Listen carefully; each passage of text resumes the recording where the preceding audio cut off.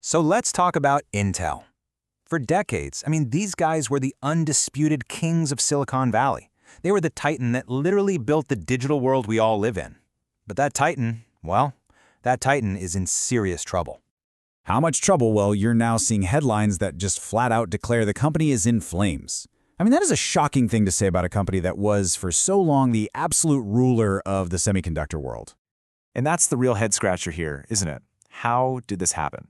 How does a company with a near monopoly, with some of the smartest engineers on the planet, and with billions of dollars in the bank, completely and utterly miss the biggest tech revolutions of the last 20 years?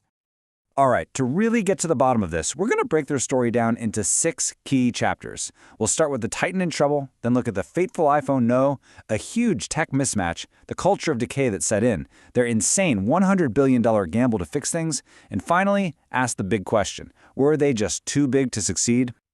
Okay, first up, let's set the scene.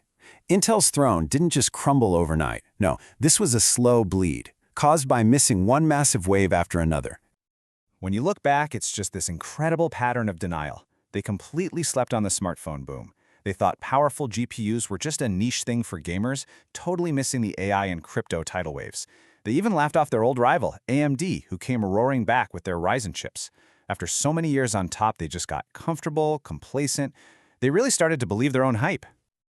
But if you had to pinpoint one moment, one single decision where it all started to go wrong, well, it all comes back to the iPhone. Now, to get why this decision was even possible, you've got to understand a huge shift that happened inside Intel's leadership. For decades, the company was run by legendary engineers, guys like Andy Grove. But in 2005, Paul Otellini took the helm. And for the first time ever, Intel's CEO was not an engineer. His background? Finance. And that changed everything. So picture this, 2007. Steve Jobs himself comes knocking.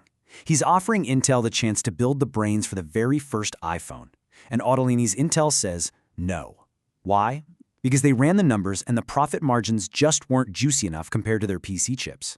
It was a pure spreadsheet decision. And the real tragedy here, Otellini himself admitted it years later. He said his gut, his intuition, was screaming at him to say yes. But the data-driven, margin-obsessed culture wouldn't let him. So Intel passed on what would become the single most successful product in human history. Just wow. But look, this wasn't just a business blunder. There was a deep, fundamental tech problem here that made Intel a terrible fit for the mobile revolution anyway. It all came down to their core technology. See, for years, Intel's entire empire was built on something called CISC. Think of it like a big, complex Swiss Army knife. It's incredibly powerful, and it can do a whole bunch of steps in just one instruction. That's great for a desktop PC that's plugged into a wall. But all that power, it's really, really thirsty for electricity. Meanwhile, the competition, mostly chips based on ARM designs, they were using a totally different playbook called RISC. Instead of a Swiss Army knife, this is more like a set of simple, razor-sharp scalpels. Each instruction does one tiny thing, but it does it ridiculously fast. And, here's the key, it just sips power. Perfect for something that has to live on a battery. So let's just put them side by side. The difference is just night and day.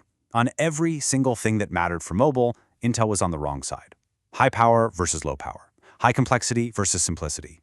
Intel's closed, do-it-all model versus ARM's open, licensed model that created this massive ecosystem. Basically, Intel was perfectly designed for the world that was, while ARM was perfectly designed for the world that was coming. Okay, so you've got these huge strategic misses, these major technical mismatches, but they weren't happening in a vacuum. They were all symptoms of a much bigger problem, a corporate culture that was basically rotting from the inside out. And this quote from an engineer who was there, man, it just says it all. The move away from engineers in charge created a bean-counting culture. Decisions that used to be about pushing technology to its limits were now being made on spreadsheets. Sound familiar? It's the exact same thinking that led them to say no to the iPhone. And this culture had real toxic consequences. Instead of working together, design teams were locked in these brutal turf wars. Insiders say that to get promoted, you had to be good at playing politics, not at actually innovating. And the cost-cutting just got ridiculous. They famously got rid of free coffee, and one employee described the new, super cheap toilet paper as, and I'm not making this up, but sandpaper. It seems small, but it sent a clear message. Pinching pennies was more important than their own people. Okay, so after years of just taking hits, Intel finally knew it had to do something big, something radical. In 2021, they brought back an engineer, Pat Gelsinger, as CEO, and he unveiled a massive do-or-die plan to save the company. Now, to really get Gelsinger's plan, you gotta understand there are basically three ways to play the chip game.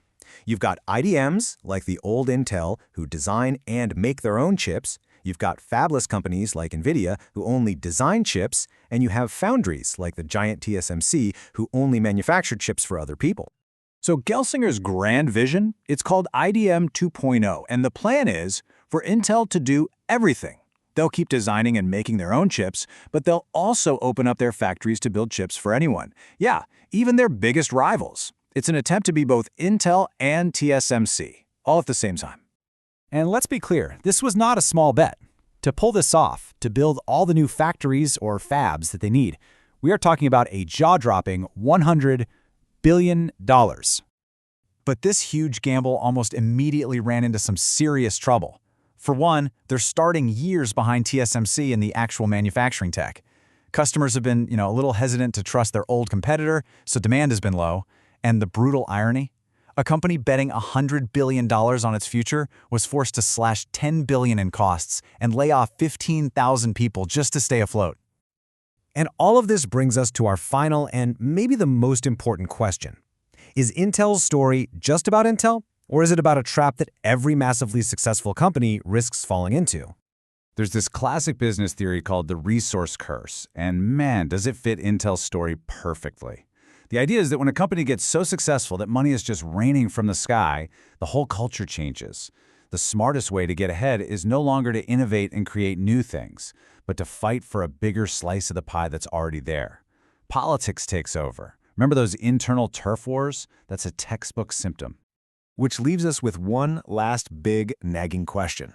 Was Intel's fall inevitable? Is every company that reaches that peak of success doomed to get slow and bureaucratic and political?